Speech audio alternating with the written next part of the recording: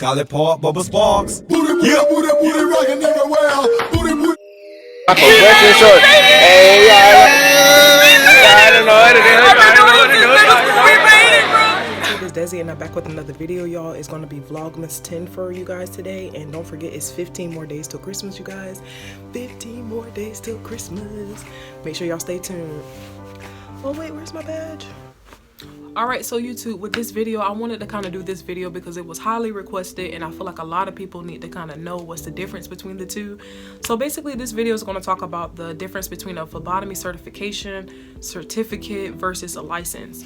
I know a lot of people are really wondering to know as far as for which one pays more and is it really worth your time. So let's get right into the video. So before I get started, this is actually how my certificate look as far as for phlebotomy. I ended up taking a course and basically you had to do a test and whatnot, and you know, it kind of just summed up as far as for everything you were doing with the course. We made sure that we had to practice on the dummies and everything like that. Fairly wasn't new to me because we had to did that in medical assistant schooling, but however, I felt like it was something good to do while in medical assistant schooling so I could have my medical assistant and then also have something as far as for phlebotomy. So I figured that that would be good as well too.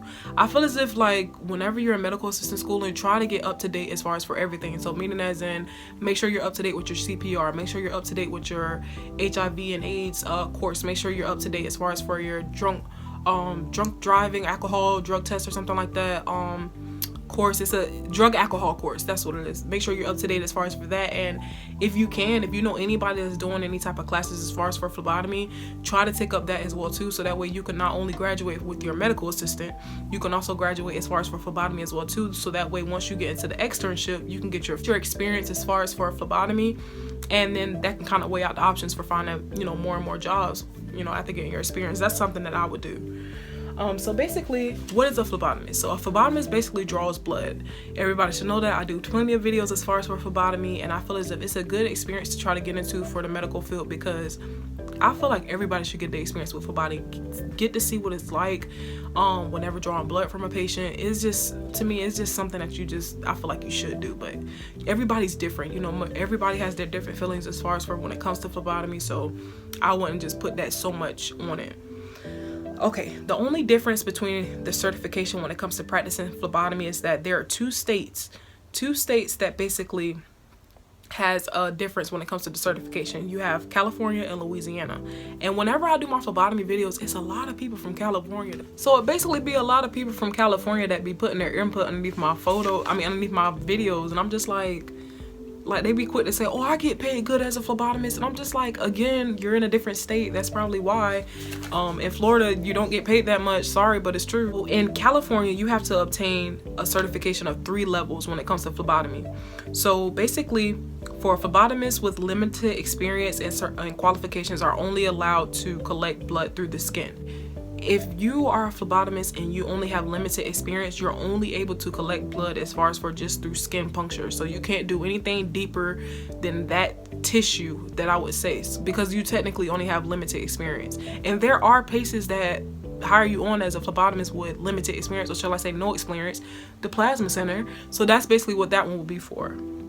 If a person has done certified phlebotomy technician 1, then he or she is authorized to perform venipuncture and skin puncture collection.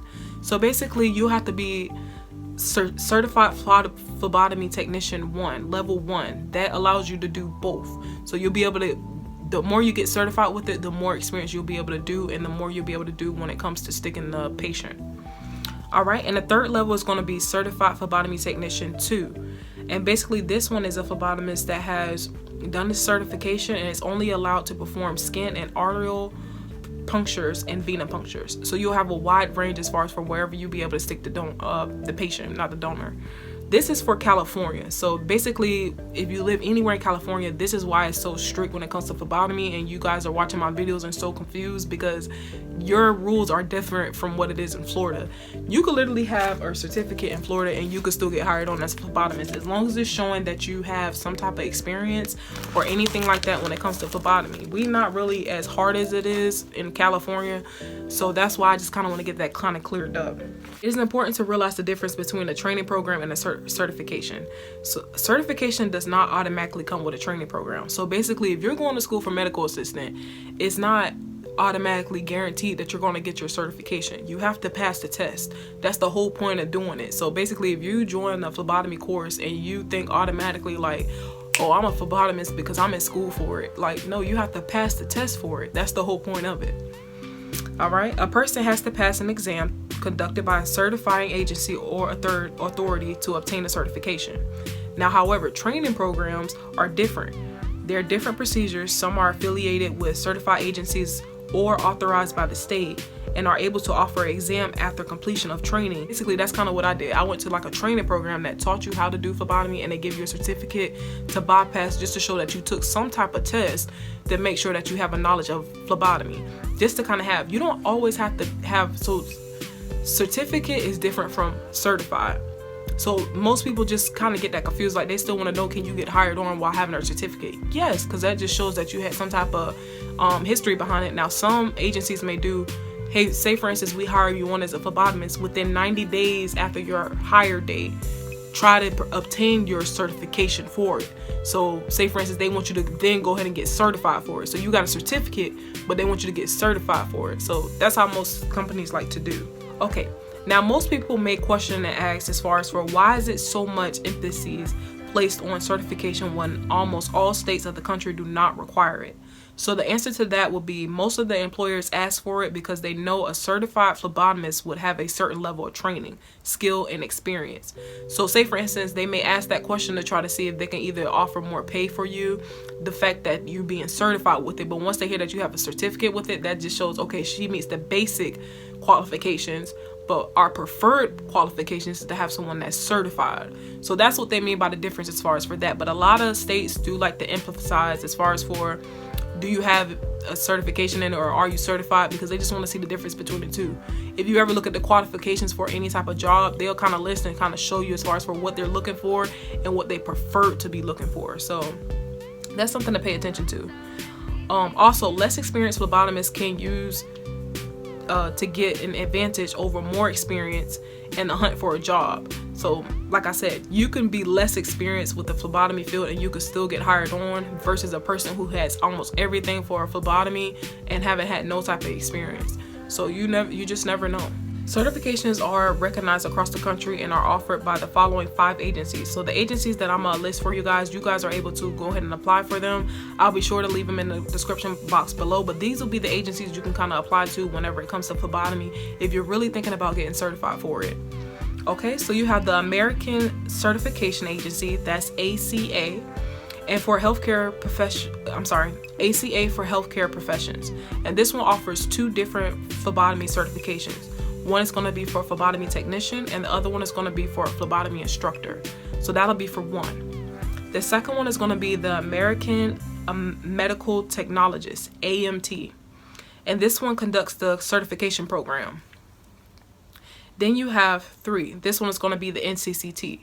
The NCCT is basically what I took for my medical assistant test. They do have other courses that you could take to get certified as well in too. So they have phlebotomy technician. They also have patient care technician, medical billing and coding. They even have on there where you become an instructor for when you take your test or whatnot. So definitely check out NCCT. I'll be sure to leave that down below. But they offer 2 different certificates when it comes to phlebotomy. One is going to be for phlebotomy technician and the other is going to be for donor phlebotomist. So they do have that in the field where you could do donor phlebotomist. I feel like that will kind of help out if you were working at a plasma center and just looking to go further on what you're doing. So definitely check that out.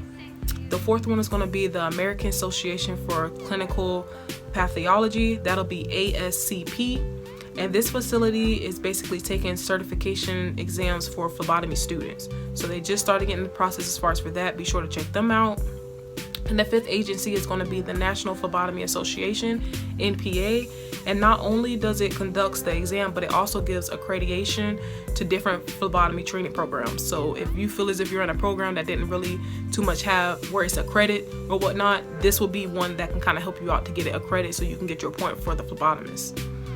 Alright, so these agencies normally allow students to take the certification exam who have either completed a training program or have intensive documented experience of phlebotomy. So you technically don't have to go to school for it. As long as you have experience with phlebotomy, you should be fine, and this will be the test that you'll be able to take to further your education as far as for phlebotomy.